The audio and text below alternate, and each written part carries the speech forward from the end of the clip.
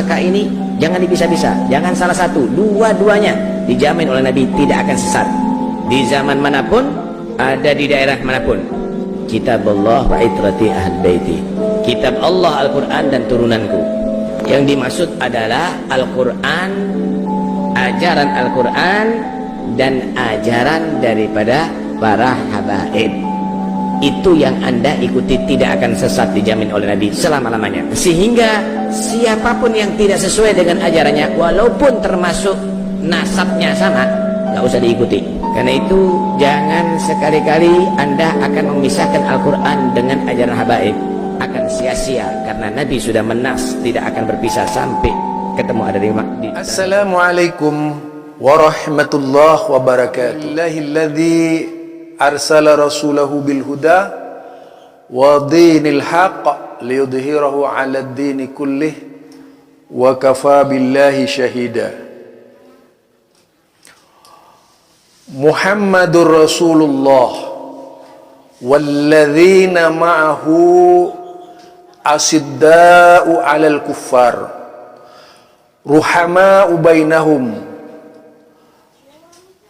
tarahum ruk'an sujjada yabtaguna fadlan minallahi wa ridwana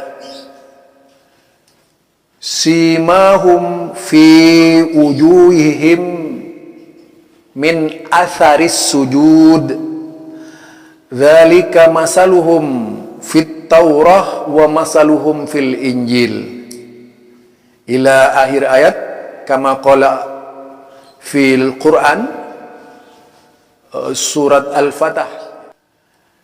Dalam sebuah hadis disebutkan,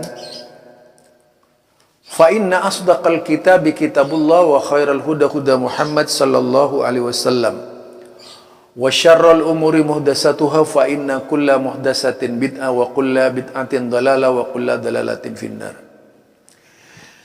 Kasus kali ini yang akan saya angkat berkaitan dengan hadis. Ada hadis yang dilontarkan oleh Habib, seorang Habib ini lebih cenderung Syiahnya ya, Habib Syiah, jadi kita sebut saja Habib Syiah gitu. Beda ya antara ahlul bait dengan dzurriyyatin Nabi. Di dalam sebuah hadis misalnya, di dalam sebuah hadis misalnya riwayat Imam Ahmad bin Hanbal ada salawat, Allahumma salli ala Muhammad wa ala ahli baitihi wa ala azwajihi wa dzurriyyatihi. Ini beda. Jadi di situ ada istilah Allahumma salli ala Muhammad wa ala ahli baitihi. Artinya di sini yang disebut ahlul bait yaitu orang yang pernah ada di rumah Rasulullah sallallahu alaihi wasallam. Orang yang hidup semasa dengan Rasulullah sallallahu alaihi wasallam. Sedangkan kemudian keturunannya itu terdapat pada lanjutan hadis tadi. Wa ala azwajihi wa dzurriyyatihi. Nah, ini zuriyah Nabi. Jadi zuriyah Nabi. Kalau berbicara zuriyah Nabi, semua umat manusia ini zuriyah Nabi. Tidak ada yang tidak zuriyah Nabi. Yaitu dari Nabi Adam alaihissalam, ada yang keturunan dari Nabi Lut, ada yang dari keturunan nabi-nabi lainnya ya. Berapa cabang dari keturunan Nabi Ibrahim, kita tidak tahu seperti apa. Keturunan dari Nabi Ishak itu berapa banyak ya. Kalau kita lihat silsilahnya, berkembangnya itu ya luar biasa itu. Itu yang pertama berkaitan dengan ansab. Ini berbicara ansab, nasab. Karena orang ini menyatakan, yaitu ketika hadis taraktu fikum saqalain, yaitu kitabullah wa itratan nabi wa itrati. Ada wa itran nabi, wa itratin nabi. Ada lagi wa itrati, wa itrati. Itrati itu keluarga. Jadi Yang pertama disuruh berpegang teguh kepada Al-Quran, yang kedua itrah Nabi. Artinya berpegang teguh kepada itrah Nabi ini tidak bersifat khusus, tapi bersifat umum, manakala itrah Nabi ini melaksanakan ketentuan Al-Quran. Karena ada hadis yang lainnya juga, taraktu fikum amroini in tamasaktum bihima lan tadillu abada, kitaballah wa sunnatar rasuli.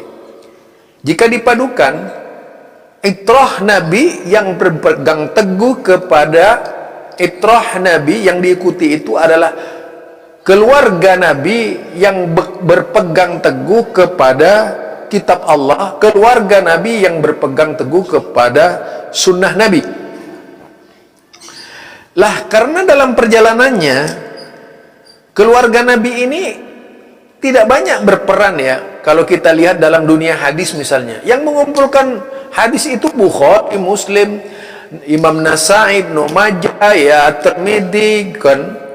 Kemudian Imam Malik gitu. Kemudian yaitu Imam Ahmad bin Hambal, kemudian Ad-Darimi, ditambah lagi Ibnu Hibban, ditambah lagi itu Ad-Daruqutni, ditambah lagi itu siapa namanya At-Tabrani, banyak macamnya lagi. Dan kalau kita lihat silsilah hadis Nabi seluruhnya itu hampir tidak melibatkan keluarga Nabi sama sekali gitu. Loh, dalam hal ini kita harus ilmiah. Berarti jika kita mengikuti keluarga Nabi, itu keluarga Nabi yang mengikuti Al-Quran dan As-Sunnah. Bukan semua keluarga Nabi, keturunan Nabi diikuti oleh kita. Ada hadis memang Ahlul Baiti. Jadi Ahlul Baiti, udzakirukumullah ahla baiti, dikatakan tuh. Udzakirukumullah ahla baiti, udzakirukumullah ahla baiti. Dalam Sahih Bukhari itu pada hadis 2208 ya. Itu kalau tidak salah. Jadi aku ingatkan engkau kepada Allah tentang ahlul baitku, ahlul baitku. Nah, berbicara ahlul bait ini secara definitif adalah mereka yang berada di rumah Rasulullah sallallahu alaihi wasallam ketika itu. Tidak semua keturunan Rasulullah masuk dalam kategori ahlul bait, tapi masuk dalam kategori, yaitu dalam kategori apa tadi? Zuriyah Nabi, zuriyah Nabi. Sebagaimana hadis Imam Ahmad, di mana hadis Imam Ahmad itu menyebutkan semua hadis dengan Allahumma salli ala Muhammad wa ala ali Muhammad, ya, Allahumma salli ala Muhammad wa ala ahli baitihi. Yang pertama menyebutkan ahli baitihi. Ahlul bait berarti orang yang hidup sezaman dengan Nabi. Ya. Jadi itu orang yang hidup bersama Nabi. Kemudian buktinya beliau menyebut wa ala azwajihi. Kemudian wa ala azwajihi wa dzurriyyatihi. Kemudian dzurriyyah Nabi gitu. Jadi beda itu antara ahlul bait dengan dzurriyyah Nabi. Ini yang mungkin perlu dipahami terlebih dahulu gitu. Karena kita tidak bisa mengikuti mereka kalau mereka ini tidak berpegang teguh kepada Al-Quran dan As-Sunnah. Jadi tidak benar Habib itu yang mengatakan harus mengikuti, walaupun dalam keadaan salah harus mengikuti misalnya. Salah besar itu. Jadi waman batta amaluhu, jadi katakan waman batta amaluhu lam yusri nasabuhu. Jadi siapa yang amalnya memperlambat dirinya itu, maka nasabnya itu tidak akan bisa mempercepatkannya. Jadi itu kalau dilihat di dalam syarah Imam Nawawi misalnya, dikatakan itu siapa, yaitu dikatakan amalnya yang kurang, lam yusri nasabuhu, yaitu dikatakan nasabnya itu tidak akan bisa mempercepat mencapai martabat, yaitu orang-orang yang mendapatkan apa, kedudukan karena amalnya tadi. Jadi tadi misalnya Rasulullah sallallahu alaihi wasallam memerintahkan sunnah-sunnahnya tapi tidak dikerjakan oleh Habib-Habib ini, maka itu namanya memperlambat Habib itu. Jadi memperlambat apa yang datang dari Rasulullah yang seharusnya diikuti tapi tidak diikuti gitu. Jadi ini juga ditafsirkan oleh Ibnu Rajab di dalam kitabnya ya, yang menyebutkan bahwa amal seorang keturunan Rasulullah sallallahu alaihi wasallam itu yang bisa mempercepat amal baik keturunan Rasulullah, mencintai yaitu ajaran kakeknya misalnya, dengan benar-benar menyampaikan ajaran kakeknya dengan sebenar-benarnya, tidak berdusta atas nama Rasulullah, mengarang-ngarang hadis dan sebagainya. Maka Habib seperti itu yang jujur. Contohnya Habib-Habib yang jujur misalnya, ada Habib-Habib yang jujur-jujur itu yang menyampaikan hadis Rasulullah sallallahu alaihi wasallam malah dianggap Wahabi itu. Jadi kalau misalnya ada Habib yang jujur ya, yang benar-benar jujur ketika itu dianggap Wahabi. Ada 12 masyayikh dari kalangan habaib misalnya ya di Arab Saudi itu, karena bergabung dengan Wahabi lalu disebut Wahabi, seolah-olah hilang itu nasabnya dari kalangan habaib. Wah, luar biasa mereka ini. Luar mereka ya. Jadi di sini waman batta amaluhu ya dikatakan itu. Jadi siapa yang amalnya memperlambat dirinya, lam yusri nasabuhu. Jadi nasabnya itu tidak bisa mempercepatkannya. Jadi tidak bisa orang nasab itu, meskipun nasabnya kepada Rasulullah, kalau amalnya tidak sama dengan Rasulullah, tidak perlu diikuti itu. Ini Islam ini. Jadi tidak perlu. Kalau ada Habib yang amalnya berbeda dengan Rasulullah sallallahu alaihi wasallam, ya tidak perlu diikuti. Siapapun dia. Karena hadis Rasulullah sallallahu alaihi wasallam bahkan dikatakan inna auliya, bahwasanya ahlul baitku itu bukanlah keturunanku, ahlul baitku itu dari kalangan muttaqin. Dalam sebuah hadis lain itu disebutkan seperti itu. Sesungguhnya wali-waliku itu bukan dari keturunanku, wali-waliku itu dari kalangan orang yang muttaqin. Artinya, kalau kembali kepada surat Al-Hujarat ayat 13 misalnya, inna akramakum indallahi atqakum. Sesungguhnya yang paling mulia di sisi Allah itu atqakum, siapa yang takwa di antara kalian. Bukan karena keturunan. Jika keturunan Nabi sallallahu alaihi wasallam, zuriat Nabi itu misalnya bertentangan dengan sunnah-sunnah Nabi, ya tidak perlu diikuti.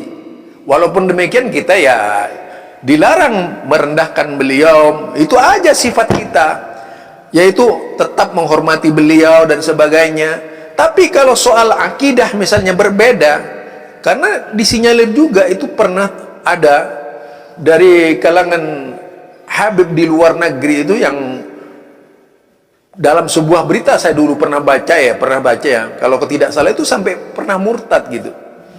Nah, ini juga perlu diwaspadai. Jadi dalam hal ini kalau kita berbicara keturunan Rasulullah sallallahu alaihi wasallam, harus mengacu kepada hadis-hadis Rasulullah sallallahu alaihi wasallam tadi, seperti hadis tadi ya.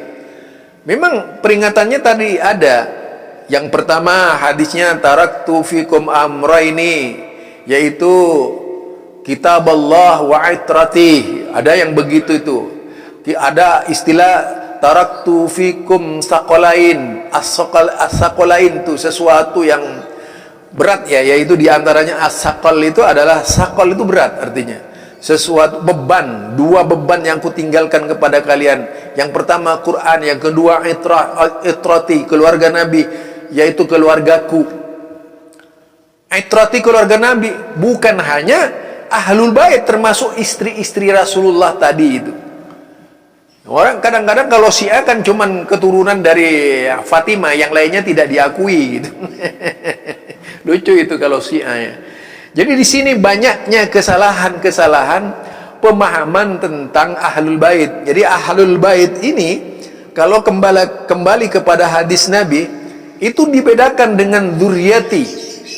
Jadi ahlul bait ini, kalau saya menyebut ahlul baitku, berarti aku yang keluarga yang ada di rumah itu ahlul bait. Siapapun yang ada di rumah, termasuk misalnya seorang budak Rasulullah, ketika itu disebut ahlul bait Rasulullah sallallahu alaihi wasallam. Sebagaimana Rasulullah kalau masuk ke rumah istrinya, ke rumah istri-istrinya, beliau selalu assalamualaikum ya ahlul bait. Assalamualaikum ya ahlul bait. Kan begitu Rasulullah itu. Setiap kali masuk ke rumah-rumah istrinya, berarti semua istrinya itu ahlul bait. Kalau Syiah kan tidak. Ahlul bait itu cuman yaitu tadi, siapa namanya, dari keturunan Fatimah, Hasan, Husain, dan sampai 12 imam. Kalau saya tidak berpengertian begitu. Setelah selesainya, yaitu terpisahnya Hasan, Husain dan seluruhnya, sesudah itu sudah tidak ada ahlul bait. Yang ada zuriyah Nabi. Itu yang benar, itu sesuai dengan hadis Rasulullah sallallahu alaihi wasallam. Makanya Rasulullah di situ membuat salawat. Rasulullah itu mengajarkan salawat kepada umatnya. Allahumma salli ala Muhammad wa ala ahli baitihi. Itu yang pertama. Yang kemudian wa ala azwajihi. Ini salawat yang lain ya, tapi dari Rasulullah, sahih hadisnya. Kemudian wa dzurriyyatihi, dzurriyyah Nabi. Jadi di sini beda antara dzurriyyah Nabi. Kalau dzurriyyah Nabi ini keturunanku itu di mana-mana, tapi kalau ahlul baitku, orang maklum, orang Arab maklum.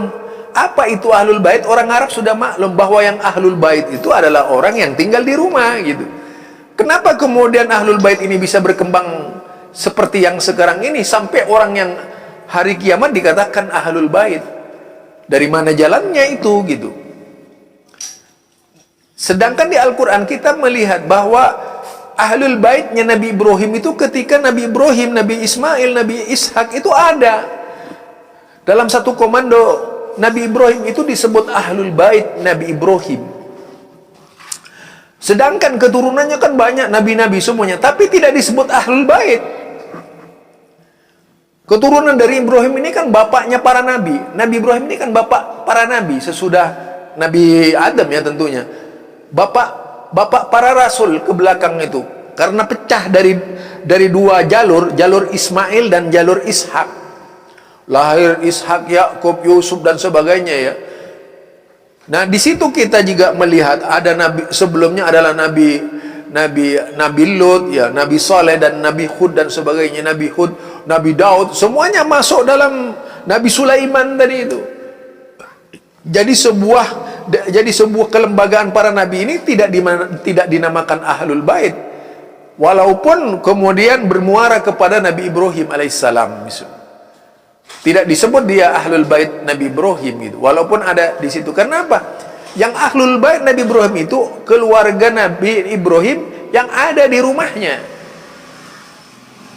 Jadi itu baru benar. Yang keturunannya itu disebut dzurriyyah Nabi Ibrahim. Yang kelak diangkat oleh Allah sebagai nabi-nabi dari jalur Ishak dan dari jalur Ismail. Mengapa kemudian di zaman Nabi Muhammad sallallahu alaihi wasallam seluruh keturunan Nabi itu dikatakan ahlul bait? Ini yang salah menurut saya. Perlu diluruskan itu pemahamannya. Silakan kalau mau dibantah-bantah. Kalau mau dibantah-bantah ya. Bantah secara Quran, secara hadis gitu. Saya tadi menyampaikan hadis itu. Hadis itu muncul di zaman Rasulullah. Udzakirukumullaha ahlal baiti. Jadi dikatakan aku ingatkan kalian kepada Allah terkait dengan ahlul baitku, keluargaku, yaitu seisi rumahku ini. Aku ingatkan kalian itu diulang-ulang. Itu ketika ahlul bait masih ada seluruhnya itu di zaman Rasulullah sallallahu alaihi wasallam. Karena mereka itu ahlul bait yang ada di rumah Rasulullah sallallahu alaihi wasallam. Sampai misalnya penghormatan itu dilakukan oleh para sahabat, yaitu ketika istri-istri Rasulullah dan cucu Rasulullah masih ada. Nah, setelah proses dari Husain ini sampai seterusnya itu disebut zuriyah. Walaupun Syiah kemudian membuat sebuah skema, yaitu tentang 12 imam tadi yang diambil dari jalur Husain, dari jalur Hasan tidak ada gitu. Jadi itu ya, saya kembali mengingatkan tentang ahlul bait ini. Jadi menurut yang benar ahlul bait itu adalah sebagaimana hadis Nabi. Jadi kalau Nabi ini mengatakan mengingatkan ahlul bait Nabi, yaitu ketika Nabi masih hidup bersama-sama mereka, itulah ahlul bait mereka, ahlul bait Nabi Rasulullah sallallahu alaihi wasallam. Nah, di situ. Namun demikian di dalam syarat-syaratnya tadi, boleh kita berpedoman kepada ahlul bait selama ahlul bait itu berpedoman kepada Quran dan As-Sunnah. Boleh kita berpedoman kepada zuriyah Nabi selama zuriyah Nabi itu berpedoman kepada Quran dan As-Sunnah. Karena tadi sudah dikatakan itu, wa man batta amaluhu lam yusri' nasabuhu, itu banyak ditafsirkan oleh Imam Nawawi sebagaimana yang sudah saya katakan. Jadi bahwa bahwa nasab seseorang itu tidak bisa menyampaikan. Ingat, saya menghormati ahlul bait, tapi pengertian saya tentang ahlul bait sampai di situ gitu. Itu ya. Saya sangat menghormati ahlul bait. Sampai saya kalau mau pinjam, yaitu istilah Abu Bakar As-Siddiq yang menyatakan bahwa dia sebutkan dalam sebuah hadis, la qarabati Rasulillah walladhi nafsi biyadihi, yaitu la qarabati Rasulullah sallallahu alaihi wasallam ahabba ilayya, ya, bahwasanya demi Allah yang jiwaku ada di tangannya, kerabah Rasulullah, keluarga Rasulullah aku cintai, yaitu dari kerabatku sendiri. Itu dari Abu Bakar As-Siddiq. Nah, kalau melihat hadis ini, kita ya harus seperti Abu Bakar As-Siddiq, tetapi juga kita harus jeli dan benar di dalam memahamkan hal itu. Karena tadi dari Rasulullah sallallahu alaihi wasallam bahwasanya nasab seseorang itu tidak akan bisa mempercepat kita sampai kepada martabat orang yang min ashabil a'mal, yaitu orang-orang yang banyak beramal, ya, yaitu kepada tingkat Rasulullah sallallahu alaihi wasallam. Tidak mungkin mereka bisa duduk dengan Rasulullah kalau amalannya itu tidak sama dengan Rasulullah. Seperti itulah jelasnya, seperti yang ditafsirkan oleh Imam Nawawi, walaupun tidak seperti itu tafsirnya, tapi seperti itu jelasnya. Nah, apalagi kalau misalnya kembali membaca surat, ya, surat Al-Quran itu dalam Al-Quran ada bahwa